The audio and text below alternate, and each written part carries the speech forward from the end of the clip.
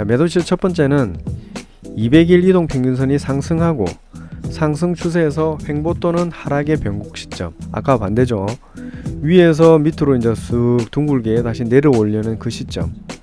그 시점에서 주가가 200일 이동평균선을 뚫고 하락할 때 데드크로스죠. 자, 이동평균선을 상승을 하다가 횡보 구간 또는 하락 전환하는 변곡 시점에서 주가가 이동평균선을 뚫고 하락하는 경우 매도 신호로 보시면 됩니다.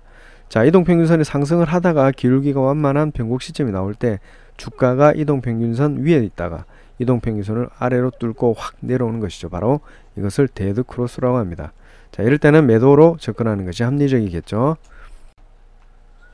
자, 두 번째 매도 신호. 200일 이동평균선이 하락하고 있을 때 주가가 일시적으로 상승을 해서 200일 이동평균선을 뚫고 일시적으로 올라갈 경우 기술적 반등, 일시적 반등일 때 매도 신호로 볼 수가 있습니다. 자, 이동평균선이 이렇게 하락을 쭉 하고 있는데 주가가 이동평균선을 뻥 뚫고 올라가는 거죠. 갑자기 내려가는 타이밍인데, 자, 골든크로스죠. 자, 이럴 때는 본격적인 상승세로 이제 전환하는 것이 아니라 하락의 폭에 대한 일시적인 주가 상승. 자, 상승 하락 해서 하락한다고 했죠. 또 상승할 때도 상승 하락 이렇게 계단식으로 올라간다고 그랬고요. 자, 이렇게 일시적인 주가 상승으로 다시 하락할 가능성이 있기 때문에 이럴 때는 하락하고 있는 이동평균선을 주가가 돌파할 시에는 기술적 반등, 이제 이격이 벌어져 있는 것을 줄이는 작업이죠. 이런 것들로 판단하고 그 반등을 이용해서 조금 더 높은 가격에서 매도를 하면 되겠죠. 이득이겠죠.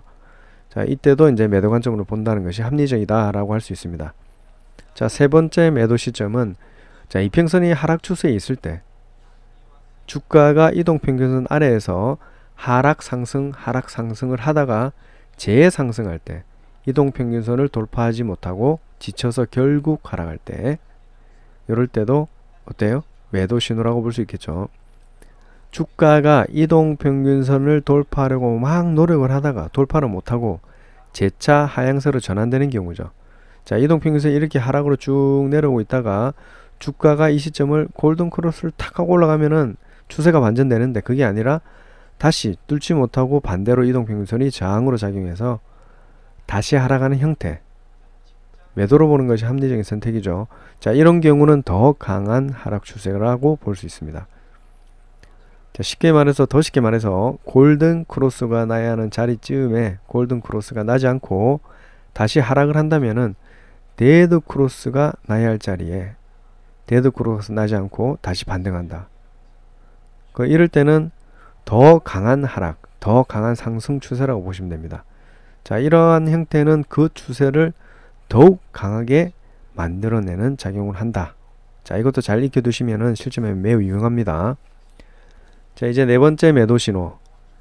자, 200일 이동평균선보다 높은 위치에 있다가 주가가 급등을 해서 200일 이동평균선과 멀어졌다가 주가가 다시 200일 이동평균선 근처로 갈 기미가 보일 때, 자, 급등을 한 경우죠.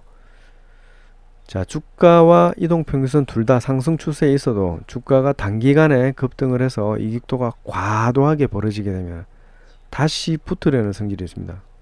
고무줄에 공 묶어서 확 던지면은 다시 빨려오죠. 자, 그런 형태죠. 자, 이것을 밀집되게 되려는 성질이 있기 때문에 조정받을 확률이 매우 높다. 그죠? 자, 이격이 과한 시점에서는 추가 상승을 노리기보다는 조정을 염두에 두고 매도 관점을 두시는 것이 현명하겠죠. 자, 지금까지 8가지 법칙, 매수 시점 4개와 매도 시점 4개, 8개를 알아보았습니다. 잘 기억하셨다가 잘 활용하시기 바랍니다. 자, 한번 더 정리를 하자면은 회귀, 제자리로 돌아오는 성질, 관성, 원래 하고 있던 것을 계속 그대로 하려는 성질, 그죠?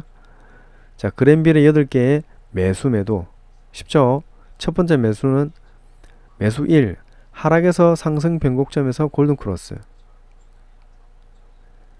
두 번째 매수, 상승 추세 일시적 데드크로스. 세 번째 매수, 상승 추세 데드크로스 나지 않고 이동평균선 위에서 재차 상승할 때. 네 번째 매수, 이동평균 아래에서 급락 후.